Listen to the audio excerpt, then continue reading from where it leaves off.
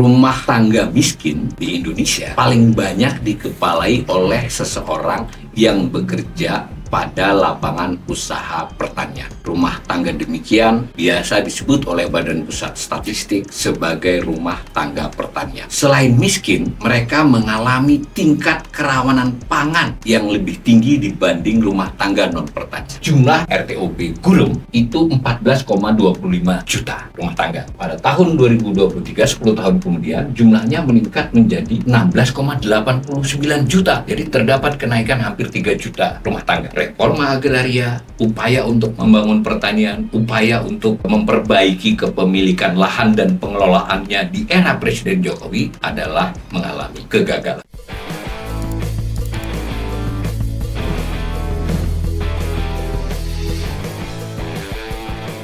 Rumah tangga miskin di Indonesia paling banyak dikepalai oleh seseorang yang bekerja pada lapangan usaha pertanian. Rumah tangga demikian biasa disebut oleh Badan Pusat Statistik sebagai rumah tangga pertanian. Porsinya mencapai separuh dari total rumah tangga miskin pada tahun 2022.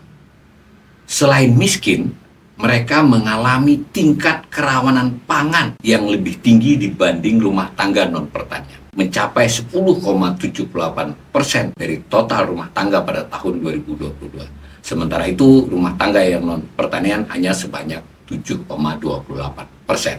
Kemiskinan dan kerawanan pangan yang dialami oleh keluarga petani tersebut terutama disebabkan oleh penguasaan lahan untuk berproduksi yang amat sempit.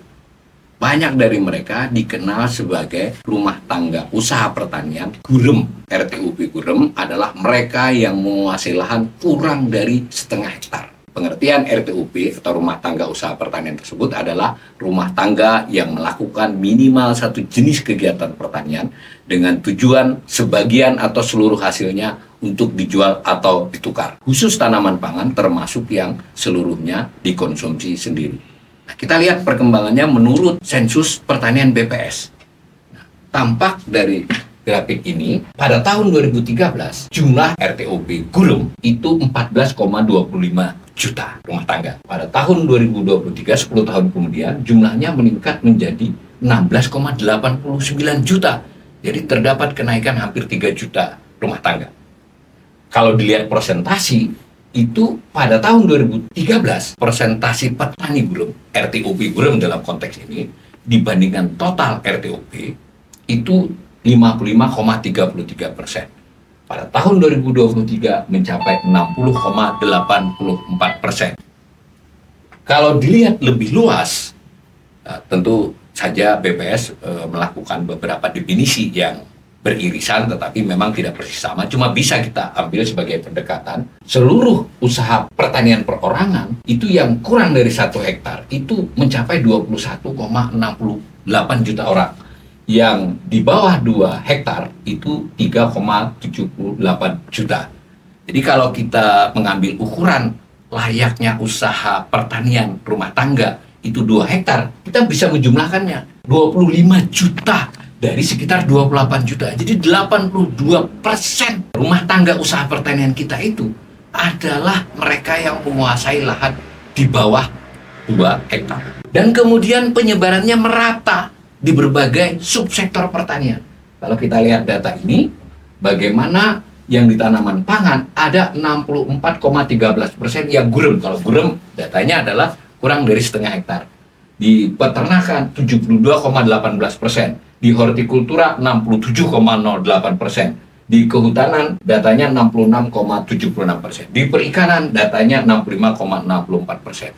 Hanya di sektor perkebunan yang petani Guremnya lebih sedikit dari yang bukan Gurem. Masuk akal ya, karena perkebunan banyak dikuasai oleh usaha-usaha besar. Maka dalam konteks perkebunan, petani Guremnya lebih sedikit. Kita juga bisa melihat lebih jauh lagi di antara yang Gurem tadi. Gurem tadi kan setengah hektar. Yang lebih memprihatinkan, tidak sekedar Gurem, bisa disebut sangat Gurem. Ini definisi dari saya ya, BPS tidak menyebut sangat Gurem. Bagaimana kita tidak bisa menyebutnya sangat Gurem? Dia hanya menguasai kurang dari 1000 meter persegi, 0,1 hektar. itu jumlahnya 7,39 juta. Apa yang bisa dihasilkan dari lahan 0,1 hektar? Maka kita melihat persembahannya juga menarik. Dari data 2013 ke 2023, petani sangat gurub inilah yang bertambah paling banyak. Dari 4,34 juta menjadi 7,39 juta. Meningkat sebanyak 3 juta lebih, lalu secara presentasi meningkat 70%. Kita tidak tahu ketika Kementerian ATR ya, atau Badan Pertanahan Nasional, itu menyampaikan hasil reforma agraria yang menurut mereka sangat menggembirakan di era Jokowi ini. Telah dilakukan redistribusi lahan dan macam-macam segalanya lah. Tetapi data BPS di lain sisi menunjukkan bahwa yang terjadi adalah peningkatan ketimpangan kepemilikan lahan. Jadi kita tidak mengerti ini bagaimana mensinkronkan angka ini. Itu hanya bisa diartikan bahwa yang dimaksud dengan redistribusi atau reforma agraria itu lebih merupakan sertifikasi, bukan soal penguasaan lahan.